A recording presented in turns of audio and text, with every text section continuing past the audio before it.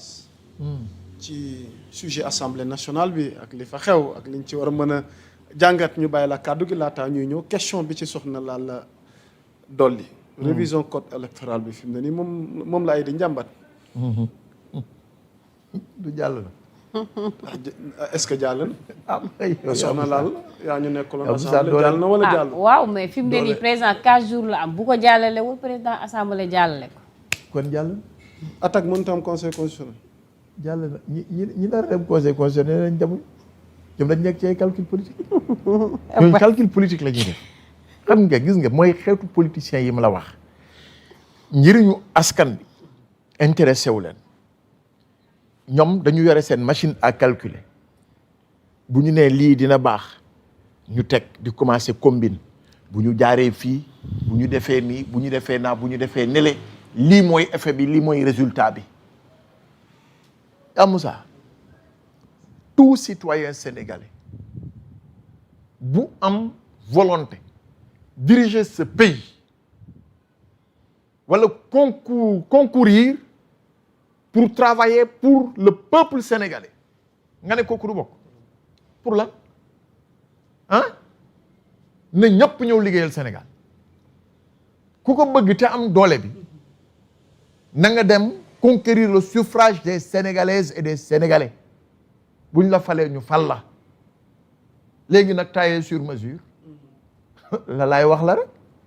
boo nee tey dañ ko taillé sur mesure à base dañ ko defal pain parce que démb dañ ko daggal ngemb mu bañ ne du ma sol ngemb bi léegi ngeen ne loolu du fi am dina fi am bu gis nga yaa Moussa xam nga lan la man dama jàpp sax ni ñun parfois ñooy contribuer di alimenter un débat circulaire duñ ci génn nan wax ci koom-koom bi nan wax ci tabaski bi nan wax ci yeneen mais gis nga politiciens yi dañu bëgg a téye en otage à tout point de vue réew mi dafa war a dox mënuñu nekk ci éternel préparatif des élections 12/12 atum lëmm boo xoolee lu ñuy toog di waxtaan ci wàllu koom-koom lu ñuy toog ci waxtaan ci wàllu développement lu ñuy toog di waxtaan ci monde rural lu ñuy toog ci waxtaan ci industrie et cetera lu néew lay doon jàppal diw paate suba gannaaw suba ñi ngi conseil constitutionnel gannaawaat suba ñi ngi chambre criminelle gannaawaat suba ñi ngi chambre xaw ma délibération kenn xamut lii lan la xam nga li ma gis moom daal comme jàll na moom promulgué mu jàll ñàkk promulgué mu jàll léegi nag ñeneen ñoom du ñu dem ñooñu mooy ot-toi je m'y mets rek ñoom loolu la ñuy calculer toujours ñi ngi ci seeni logique loolu la ñu xam ñoom cercle politique boobu la ñu xam ay combine ay diw bu ñëwee diw bu ñëwul et cetera waaye pour man jàpp naa ne que ni une loi qui modifie L29 L30 c'est une loi nécessaire pour le Sénégal waaw parce que tey jii Samuel wala Abbas mais mën nañu bëgg a contribuer ci développement réew mi ñu ne leen du ngeen bokk ci ñu ñuy fal muy mairie wala di présidentielle wala di dara alors que yàlla dënk nañu luñ ko mënee doxal maintenant nag que jeu bi leer na foofu jarul sax ñu di ci épiloguer parce que ñoom boo dégluwee seen texte bi ci deuxième paragraphe bi dafa tënk wax ji yëpp nee nga doo dugg ci xeexum jàmbur ñaata yoon nga dugg kër jàmbur di leen atte kon tey nga ci dul dugg nañu am ngor wu ëllëg buñ ci dugg de affaire bi loolu la tey nee nga doo ci dugg parce que da nga ci gis yow sa intérêt jàpp nga ni que ne boo demee conseil constitutionnel ëllëg bu ñu nee rejeté nañu wala d'accord nañ ci tu perds une manche calcul bi loolu la ñaata yoon la ñu def recours ñoom ñuy jubilé di gagné lan mooy seen crédibilité de voix Aïssata Tall Sall moo taxaw mu ni officiellement dañuy def recours ab Mbow mon grand dëggalaat wax ji jëmmal ko dëgg neex yàlla lan moo changé entre temps lan moo changé Qui est derrière ce refus? À qui profite ce crime? Posons-nous ces questions-là. En lay, grand lay, à qui profite ce refus-là? Man jàpp naa ni que ni yaa Moussa nañu doxal daal waaye moom promulgation bi. balaa ñuy jàll deux propositions de loi retrouvées ci table président donte Abbas indi na explication mais erreur boobu naka la mën a nekkee comment comprendre cette situation parce que député gu mel ni Tafsir Thioye dem na ba accuser Abbas ki nga xamante ne moom mooy Al Malick mën nañ ko toppee faux usage de faux. mu mel ni dañ bëggoon induire sciemment le chef de l'État. nit la yaa Moussa kenn matul foofu laa koy analyser moi j'ai siégé ci yenn instance yi. C'est gênant ay nit ñooy bind texte yi mën nañu juum mën nañu tirer lu tax boo déggee ñu ni la le rapporteur vient pour lire en première instance bu ñuy ubbi session toujours rapporteur bi day ñëw lire ñu ni amendement yaa Moussa gis nga nit da ngay xam le fonctionnement de l'institution erreur la rapporteur bi nit la il ne fait que rapporter des faits il ne fait que rapporter des textes mën na tëb virgule te fu mu placer virgule bi baaxul une virgule peut t'amener en prison une seule virgule fi ñu ko placer baaxul mën na la yóbbu kaso ci texte lu tax ñu ne maintenant que le collège se retrouve pour amender le texte avant d'adopter lu tax ñu wax la loolu mooy bi ñuy waxtaan en coulisses Samuel am na lu mu wax gisuñu ko ci texte bi Samuel am na sañ-sañ ni lii ma waxoon de gisuma ko ci texte bi c'est pas rendu fidèle président demandé rapporteur bi mu apporter éclairage rapporteur bi apporté wul éclairage mu ni ko kon intégré ko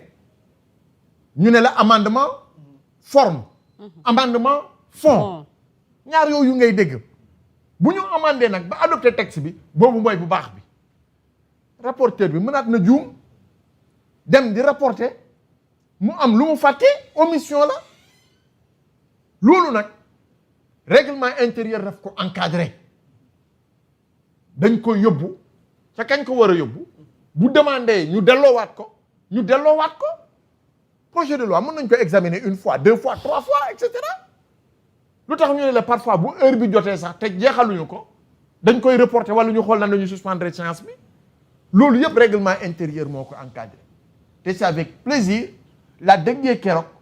président assemblée mu am honnêteté intellectuelle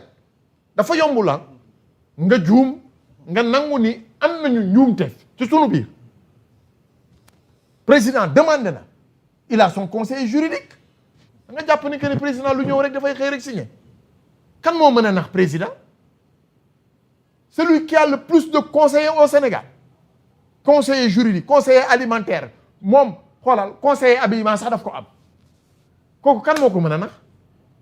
et à quelle fin la assemblée di jéem a piéger président de la République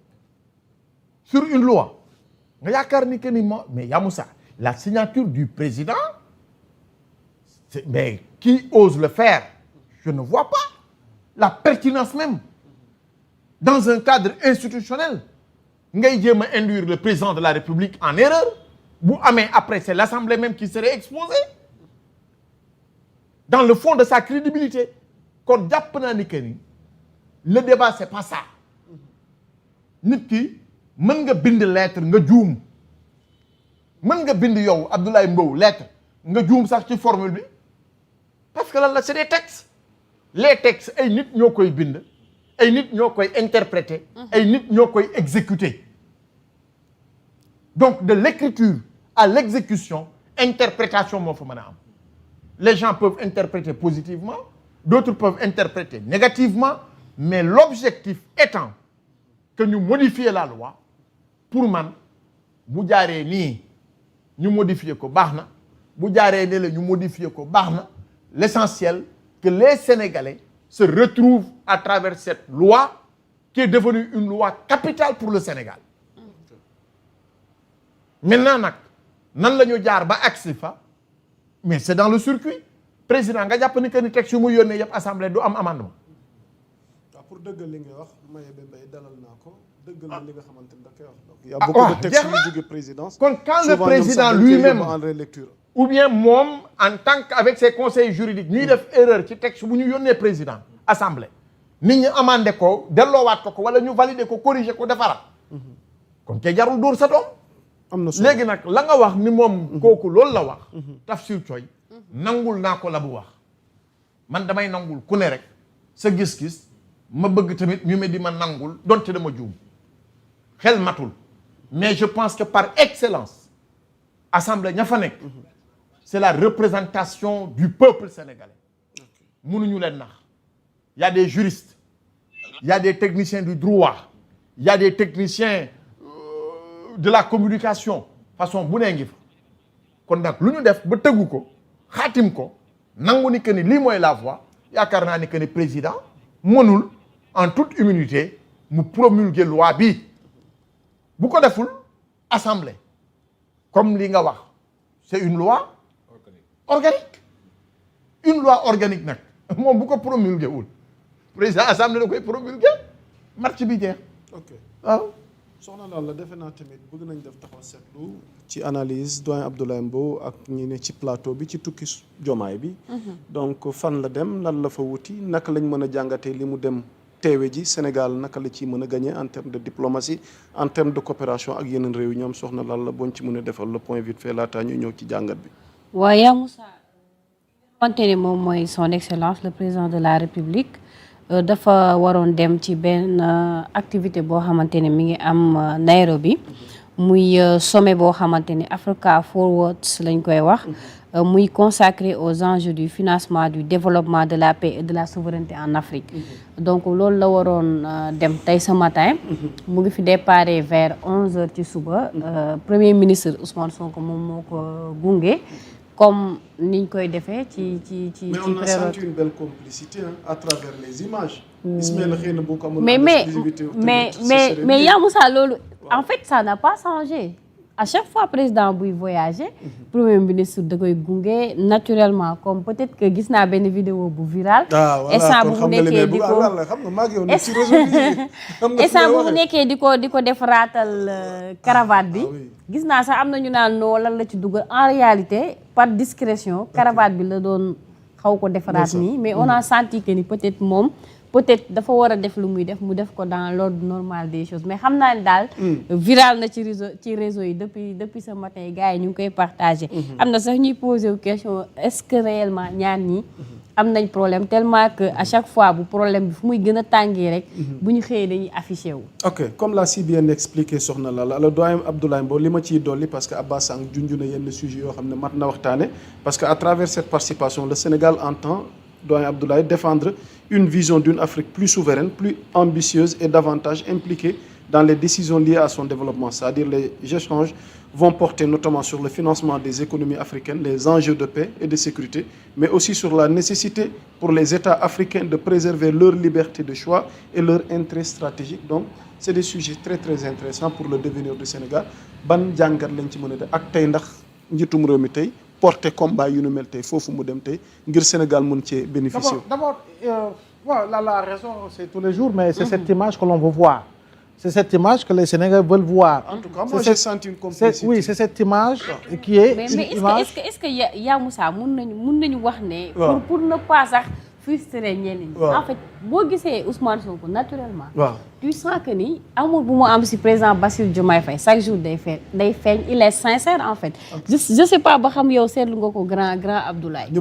à chaque fois bu ñu affiché woo. allez-y grand là on t'écoute. Oui, bien entendu. Et je pense que loolu ça c'est un secret de polichinelle. Parce que lu leen yee moo gën a fort dëggantaan li leen war a mën a boole sur le plan politique. Et je pense que tey lu dox seen diggante nit faw nga jege nit ki bëgg ko pour ngeen mën a tuddante doom. Et je pense que image boobu noonu bu fekkoon ni ñoom dañuy tëju fi nekk boksante karatante peu importe. mais l'essentiel et à deux reprises tuddante doom à deux reprises. waaw moom laa wax noonu même bu dee dañuy tëju karatante sax juronte peu importe. mais espoir bi la Sénégalais yi porté te espoir boobu la ñuy bëgg di gis à travers ñoom ñaar si seen àndin. léegi nag comme on le sait il y a toujours des oiseaux de mauvais augure ñoo xam ne il faut les déplumer en réalité et puis ñi war a continuer di dox peu importe ndax Diomaye moo bañ wala moo dëgër non loolu am si solo mais dans tous les cas li si kanam raw li bët ak décision yi bu mu mënti jël je pense que aussi ceux qui doivent prendre les responsabilités prendront naturellement leurs responsabilités mais image boobu daal jàpp naa ni war nay gën a am par rapport ak li nga xam ne moo war a dox seen diggante léegi nag deuxième élément bi mooy lii tax président Diomaye dem ca Kenya oui évidemment c'est des rencontres de grande importance par rapport ak li nga xam ne moom nga lim te ñu war ko fa mën a jukki je pense que oui pour un Sénégal en devenir pour une Afrique en devenir ce sont des questions centrales ce sont des questions yoo xam ne par rapport aux enjeux de l'heure liés aux crises multiformes et multigéopolitiques yaa ngi dégg plurigéosécuritaire ak yu fi am yëpp jàpp naa ni effectivement faw ñu jël loolu en compte par rapport ak li nga xam ne mooy nu ñu war a mën a gisee nu ñu war a tabaxee nu ñu war a doxee ak nu ñu war a doxalee li nga xam ni mooy soxal ndaje bi nga xam ne moo tax président war a dem fii ba Kenya mais quand même au-delà de multiplier les rencontres parce qu'on a fait beaucoup je pense que surtout rencontre yi moo am solo prise de décision yu say topp ak li nga xam ni mooy l'application des recommandations yi nga xam ne moom lañ say jëlee ak lañ say retenir ak nañ ko war a mën a doxalee jàpp naa ni si loolu daal la ñu war gën a mën a sëgg et je fais une digression pour dire aujourd'hui depuis pratiquement 10 ans ou plus on parle de la zone de libre-échange économique en Afrique mais qu'en est-il réellement aujourd'hui sur la balance commerciale mondiale l'Afrique représente à peu près 1%